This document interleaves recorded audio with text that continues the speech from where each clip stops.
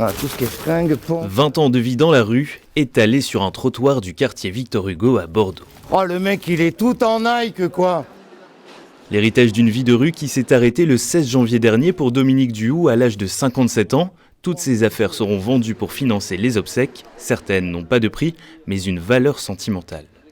C'est son dernier briquet. Ça va ? Putain, c'est cool, il se recharge. Ouais, mais il y avait intérêt. Il y avait intérêt, sinon je le jette. Ouais, tu vois, le conteneur, il est encore là. Le Domi, il nous a laissé tout un bordel, tu vois, à débarrasser. Du coup, le briquet, c'est ça, quoi, tu vois. C'est la connexion entre Domi et nous, quoi, tu vois. Dominique ne recherchait qu'une chose, créer du lien, notamment avec ses voisins. Avant, je voyais l'une des gueules les plus marrantes du quartier. Il n'y a pas que des tristes autour, mais bon, là, il était là, quoi. Devant moi, il faisait des grands signes, machin. Donc, non, c'est une bonne manière de commencer la journée.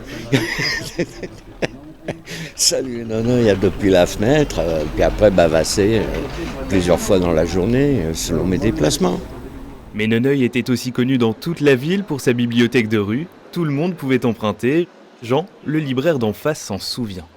Tout le monde l'appréciait pour ça, pour le personnage, tout le sourire qu'il avait, la gouaille, voilà. Et puis en plus une gueule d'acteur, des beaux cheveux, je me rappelle, parce que des fois il avait des coupes, on lui faisait des coupes, tout lui allait, que ça soit la barbe ou pas, ou rasé. Ouais, c'était vraiment la star du quartier. Noneuil était toujours prêt à donner un coup de main, parfois pour une petite pièce, toujours pour les autres. Et le matin, quand je descendais, je lui ramenais son petit-déj. Parfois, je ne le trouvais pas là, je le trouvais vers Porte de Bourgogne. Il allait ramasser les Bordeaux 7 et tous les journaux gratuits. Et pour s'occuper le matin, en fait, il allait distribuer les journaux gratuits dans les boîtes aux lettres des gens pour leur faire plaisir.